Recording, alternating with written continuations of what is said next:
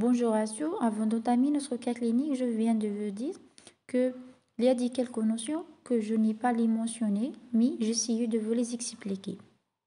Voici le motif de consultation.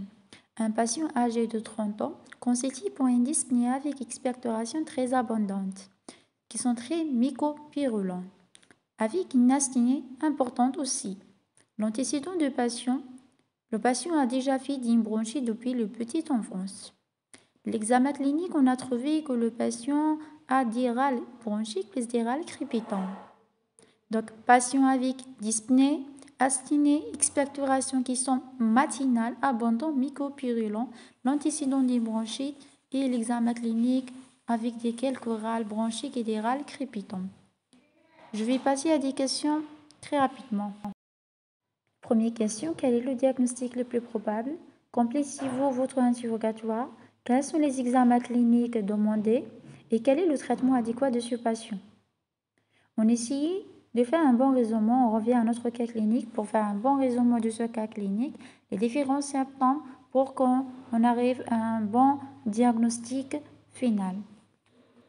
La première question était le diagnostic le plus probable.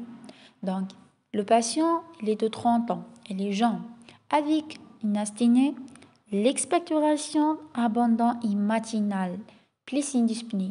L'expectoration matinale, c'est l'aspect le plus typique de diagnostic le plus probable. C'est la bronchorrhée, qui est une expectoration abondante matinale, mycopurulente d'odeur fétide qui va évoquer la dilatation des bronches. C'est l'ADDP.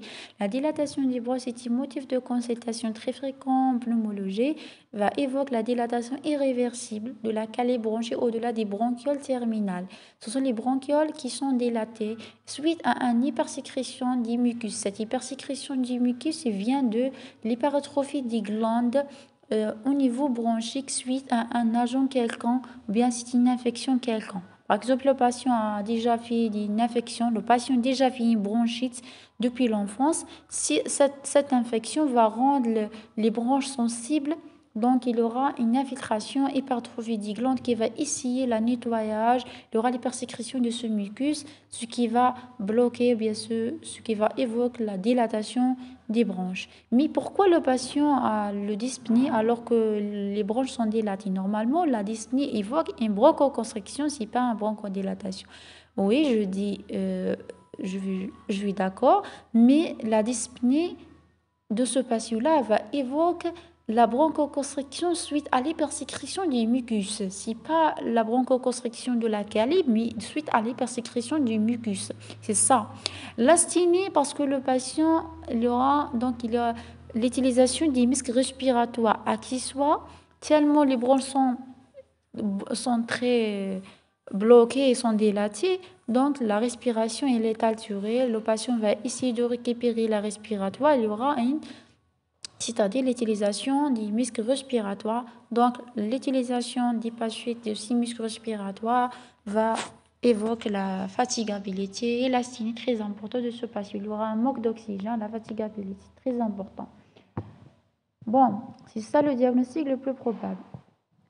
Le deuxième question qui est complétée avec la première question, complétez votre interrogatoire. Le patient, on va chercher les notions des infections depuis l'enfance. Le patient a déjà fait une bronchite. On va chercher la notion de la TBC, oui, la tuberculose, parce que c'est une infection elle-même. On va chercher la notion d'un corps étranger, d'une tumeur, par exemple, d'un cancer, les insuffisances pancréatiques, la pancréas exocrine, ou bien à la recherche d'infertilité, on va chercher la polypose, donc la polypose nasale. Pourquoi je cherche toutes ces signes? Parce qu'ils ont en relation avec une pathologie très spécifique et en relation très spécifique avec la DDP, qui est le mucoviscidose. Le mucoviscidose, c'est une maladie héréditaire, congénitale. Cette maladie mucoviscidose, c'est une pathologie congénitale, c'est une maladie autosomique récessive. Il y a une mutation du canaux du chlore. Donc, il y aura l'hypersécrétion du chlore, donc de l'aspect visqueux des protéines au niveau glandulaire. Cet aspect visqueux va altérer les canaux, aussi d'altérer surtout au niveau. Par exemple, il y aura l'hypersécrétion du chlore au niveau bronchique, l'hypersécrétion des protéines visqueuses, ils vont boucher, bloquer les bronches. Même au niveau du pancréas exocrine, il y aura l'hypersécrétion des six protéines visqueuses qui vont altérer donc l'afflux des différentes lysosomes et des différentes enzymes. Donc c'est une pathologie très spécifique, très caractéristique. Le test de CR qui permet de donc un peu de orienter le diagnostic. Les examens complémentaires, c'est la deuxième question. Bon, devant tout DDP, le diagnostic de la DDP, c'est un diagnostic radiologique, c'est-à-dire on ne peut pas poser le diagnostic devant la clinique seule. Donc, on va poser le diagnostic avec l'examen complémentaire. On demande une radiographie du thorax. La radiographie du thorax va montrer des opacités, d'une clarté, du multiple clarté aréolaire, suivant le trajet bronchique, juxtaposé, réalisant l'aspect de Grab en raisin.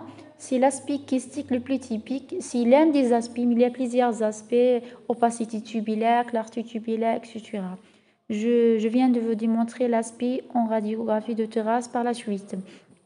Le deuxième examen à demander, c'est le TDM.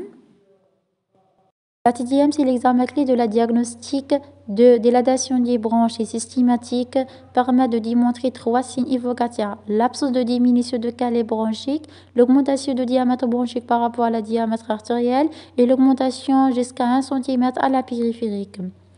Un autre examen qui n'est pas systématique, c'est la fibroscopie bronchique, a un intérêt triple, va montrer l'agent causal, permet de visualiser l'aspect typique et l'aspect des bronches en cas d'inflammation, hypertrophie des glandes, etc.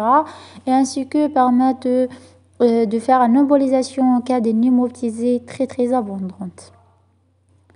On va finir par le traitement. Le traitement adéquat, c'est le traitement palliatif. Le seul traitement palliatif, c'est le drainage bronchique, plus la kinésiothérapie avec un fluide qui est précédé par un fluidificateur, donc par un sérum salé isotonique. Sont faits quotidiennement à des horaires fixes. Donc, le seul traitement curateur, c'est la chirurgie. La chirurgie n'est pas indiquée de tout le cas, l'indiquée pour les cas, c'est-à-dire très spécifiques et en cas contre-indication de traitement palliatif. Par exemple, l'aspect localisé. Donc, la DDP défie. Il est contre-indique la chirurgie. Alors, la DDP localisée, donc on va faire la chirurgie.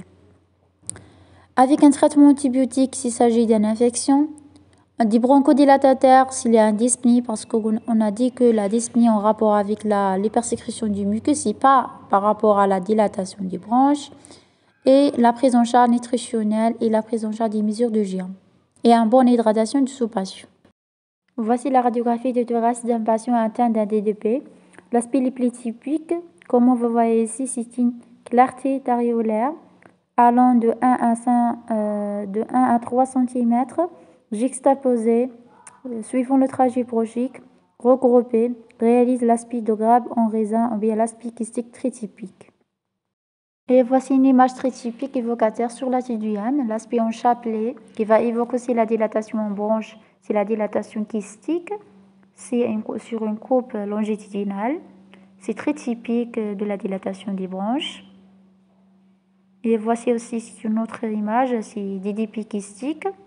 C'est-à-dire son voie de surinfection, on va avoir des clartés avec une opacité basale, c'est-à-dire c'est une DDP kystique avec surinfection.